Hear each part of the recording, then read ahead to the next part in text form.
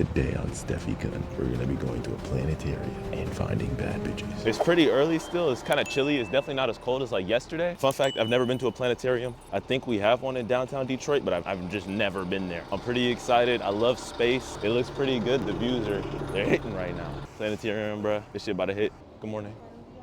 Yes, ma'am.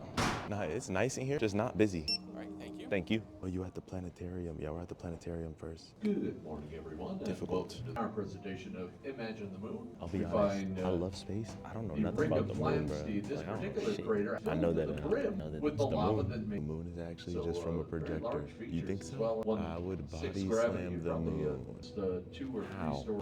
How would you do that? Ooh, wait, this is fine, Caroline. And welcome back to Stefy-kun Incorporated. We hope you enjoy Imagine the Moon. All those songs and nursery rhymes and bedtime stories and myths based on this beautiful pearl in the sky. Let's imagine the moon in a whole new light. Galileo published his observations in 1610, a pamphlet titled The Starry Messenger. He included sketches and wrote about being able to see mountains and craters, which went against the common idea at the time that the heavenly bodies were pristine, perfectly smooth spheres. Using just a backyard telescope, you too can see mountains and craters, the streaks of ancient impacts scrawled across the surface. The magic of looking through the eyepiece makes you feel like you are there. Sketches of lunar features started to map out the view of the moon through a telescope. As telescopes improved, the lunar atlases included more craters and other features. We can only see one side of the moon from Earth, though the far side was left to imagination for many centuries. Eventually, early photography gave us a permanent record of what the telescope saw. The first captured image of the moon dates back to 1840, an early form of photograph using silver-coated copper plates to capture light.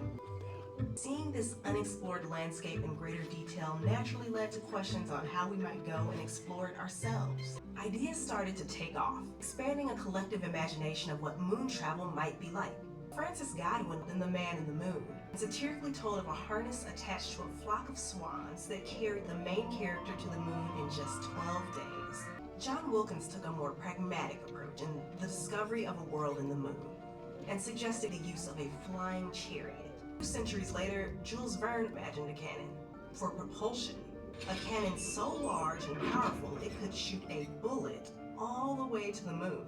As fantastical as these ideas seem, they weren't just being silly. They were attempting to come to terms with a strange journey and imagine what the possibilities might be. The bullet-shaped Apollo spacecraft that eventually went to the moon was named after a mythical god who rode his chariot across the sky. The drive to land humans on the moon was powered by both a spirit of exploration and political competitive pressures, as the United States and Soviet Union embarked on a race to be the first. 1968 was a turbulent year on Earth, with war, protests, riots, and assassinations rocking the planet. High above Earth at the close of this tumultuous year, Apollo 8 brought humanity a whole new perspective. Frank Borman, Jim Lovell, and Bill Anders became the first people to see the far side of the moon. Bill Anders described it like this. The backside looks like a landmine. My kids have been playing it for a long time. It's all beat up, no definition. Just a lot of bumps and holes. Rounding the far side of the moon, the Apollo 8 astronauts were astounded to see Earth rising above the lunar surface. Oh my God, look at that picture over there. This is the Earth coming up. Wow, that's pretty. Hey, don't take that, it's not scheduled. Got a color film, Jim? Hand me a roll of color. Oh man, that's great. Where is it? Quick. Oh, I got it already. Oh, that's a beautiful shot. Just since you're up 11. Now, very exposure. I did. I think you surely got it now. Yeah, we'll get ready. We'll come up and get it. Getting to the moon is hard. Crewed missions upped the stakes and the cost of failure skyrocketed.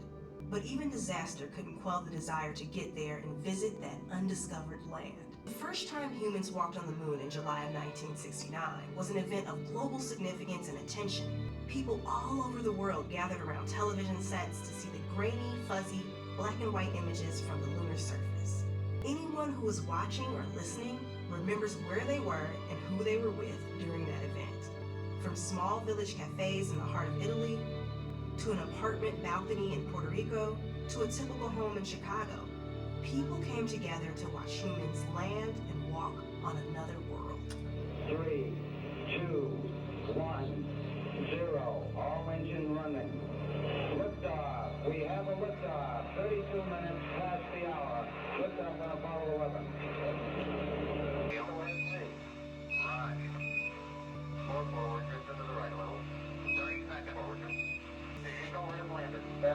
planet Earth. First step foot upon the moon. July 1969. It's one small step for man, one giant leap for mankind. A Japanese spacecraft, Kaguya, arrived at the moon in 2007.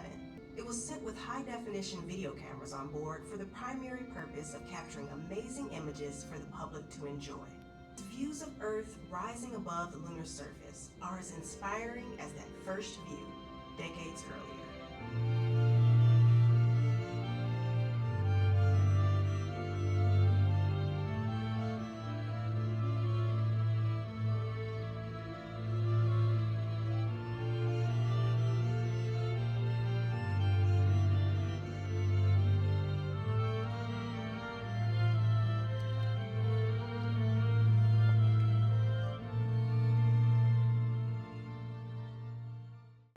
That was really cool. What was Apollo 8? Apollo 8 cool. Becoming the first humans to travel around the moon as they orbited the moon on Christmas Eve, 1968. Wait, that's cool. Houston, we got a problem. Yeah, wasn't there like one Apollo team? The Apollo 13 command module lost power. We must reinvent the power-up procedure, which has 4 systems for a safe landing without a power overload. What type of escape route is this? You want me to try and help regain power? Okay, so there's like amps.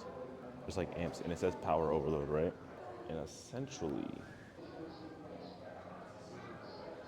yeah, I might be cooked. I'm gonna try it, see what I can do. Okay, so when I flip it, lights on. You see the amp moving. We turn everything off. Guiding and navigation, that's necessary. I feel like stabilization is necessary. You don't really need display. Parachute control, communication system. Ooh, I'll be honest. It's a good thing I wasn't there. They might not have made it home. You only like get to pick 4. I feel like these are necessary. Yeah, I think it's these 4, because obviously they're gonna like need a parachute to land. Like coming through the atmosphere without one would be crazy. They might not need the docking system. I swear it's like these 3 and then just 1 more. Communication's too much. There's an overload. Maybe Earth landing. Yeah, and then anything else is too much. Yeah, I think it's those 4. Somebody should fact check that. See if I'm wrong. Throughout history and like science, that's one of the coolest things, because imagine being in outer space, bro, and there's a problem and then you end up making it back. That's really impressive, in my opinion. They have a spacecraft. It's like a museum. The flight plans, and then they got the actual craft itself. Chat, y'all think I can be the first streamer to go to space? Y'all think Kai Cenat got me beat?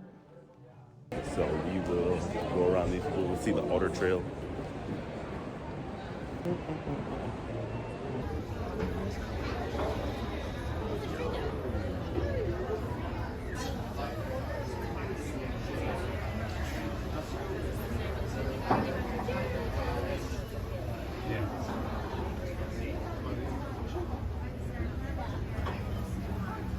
Penguins. This is a good spot.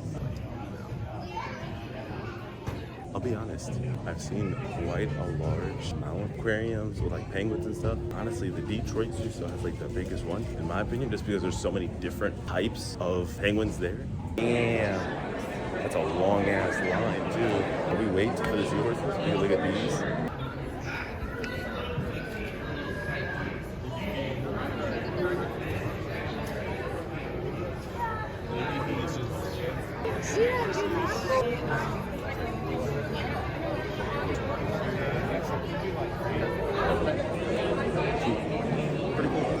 I'm trying so hard to be like respectful and not be like people's space. They got penguins in there. Things from like Nemo. That's just really cool.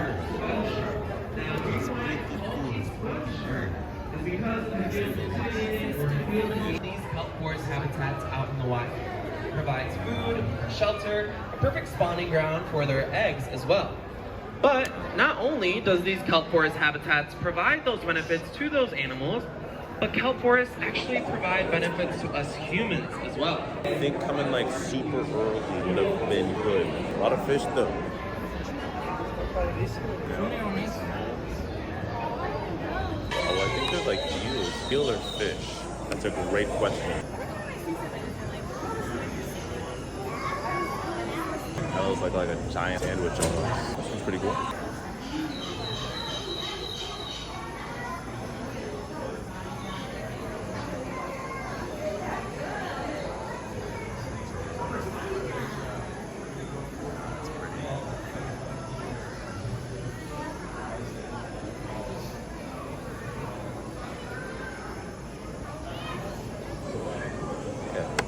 big. It's got like a couple different ones. This guy right here is kind of just chilling.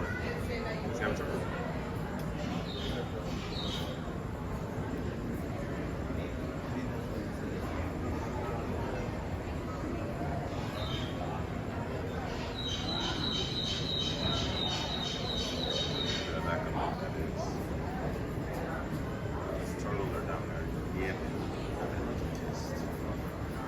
They kind of have like long noses, kind of like an alligator.